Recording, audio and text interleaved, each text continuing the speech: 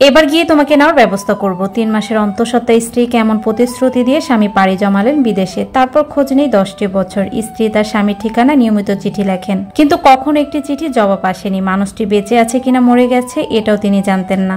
মেয়ের জন্মের পর তার নাম রাখা নিয়ে স্ত্রী খুব সুন্দর করে চিঠি পাঠালেন স্বামীকে। মাসের পর মাস কেটে গেল, জবাব এলো না।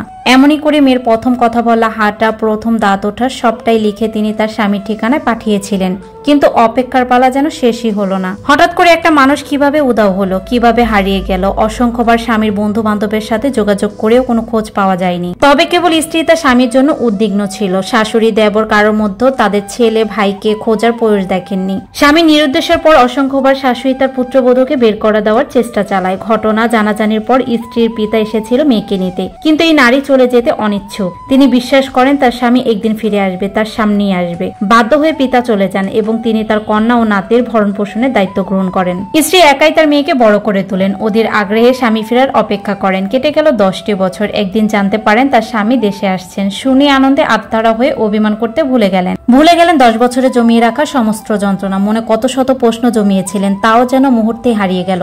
স্ত্রী উচ্ছ্বাসটুকু দীর্ঘক্ষণ হয়নি। তিনি জানতে পারেন 10 বছর আগে তার স্বামী দ্বিতীয় বিয়ে করেছেন এবং সেই নারীকেই নিজের সাথে করে নিয়ে গিয়েছিলেন। আরো জানলেন তার পাসপোর্ট করা নাম করে সেদিন স্বামী তার সিগনেচার নিয়েছিলেন, মূলত দ্বিতীয় বিয়ের অনুমোদনের জন্য। এই ঘটনা স্বামীর মা, ভাই, বোন, বন্ধু বান্ধব সবাই জানতেন।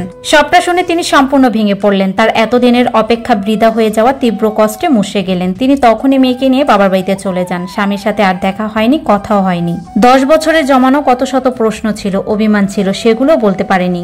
নিজের বাড়ি ফিরে স্ত্রী চলে গেছে, স্বামী প্রচন্ড রেগে যান। তার কথা ছিল যাই হোক এভাবে মেয়েকে নিয়ে চলে যাবে কেন, তাই এমন মহিলাকে রাখা যাবে না। তিনি স্ত্রীকে ডিভোর্স দিয়ে দেন। মেয়ের সাথেও দেখা করেননি। কেটে গেল 17 থেকে 18 বছর। মেয়ে তার মায়ের সাথে নানার বাড়ি থেকে বড় হয়েছে, বিয়ে হয়েছে, সন্তান হয়েছে। বহু বছর পর প্রথমবারের মতো মেয়ে তার বাবার সাথে দেখা করে। ব্যক্তিগত জীবনে তার বাবা ভালোই আছেন, সুন্দর মতো দ্বিতীয় সংসার করছেন, সেখানে তার ছেলে মেয়ে আছে। চারদিকে এত রঙিনের মেলায় হারিয়ে গেলেন কেবল মেয়ের মা। তিনি আর বিয়ে বসেননি। সমস্ত বিশ্বাস ভরসা যেন তার নিঃশেষ হয়ে গেছে। হারিয়ে ফেলেছেন ভালোবাসা। প্রতারণা তার পুরো জীবন শেষ করে দিয়েছে। তিনি এখনো বেঁচে আছেন, নিয়মিত প্রার্থনা করেন সৃষ্টিকর্তা যেন তার প্রার্থনার কর্মফল না দেখিয়ে তাকে মৃত্যু না দেন। এটা ছিল একটি আপুর জীবনের স্টোরি থেকে নেওয়া, যেটার সাথে আমার জীবনের কোনো মিল নেই। আসসালামু আলাইকুম। যেখান থেকে এতক্ষণ পর্যন্ত ভিডিওটি দেখেছেন সবাইকে স্বাগত জানাচ্ছি। তো আজকে হচ্ছে গরু মাংসটা রান্না করতে করতে আপনাদের সাথে কথাগুলো শেয়ার করলাম। আর আজকে গরু মাংসটা আমি হচ্ছে কষিয়ে রান্না করে থাকি, তবে আজকে কিন্তু মশলা কষিয়ে তারপর মাংসটা রান্না করেছি। ভিন্ন একটা স্বাদ পেয়েছি। লাস্টে যে মশলাটা ব্যবহার করেছি সেটা হচ্ছে কাঁচা কিছু গোটা মশলা আমি সুন্দর মতো পাটা পিষে নিয়েছিলাম। তারপর এটা দেওয়ার পর কিছুক্ষণ বলক তুলে নেওয়ার পরে কিন্তু যখন উঠিয়ে নেবে একটু ভাজা জিরা গুঁড়া দিয়েছি। লুক দেখেই বুঝতে পারছেন কতটা ভালো হয়েছে। খেতেও কিন্তু মাশাআল্লাহ অনেক টেস্ট হয়েছিল। তো আজকের ভিডিওটি এখানে শেষ করছি। সবাই অনেক বেশি ভালো থাকবেন। আল্লাহ হাফেজ।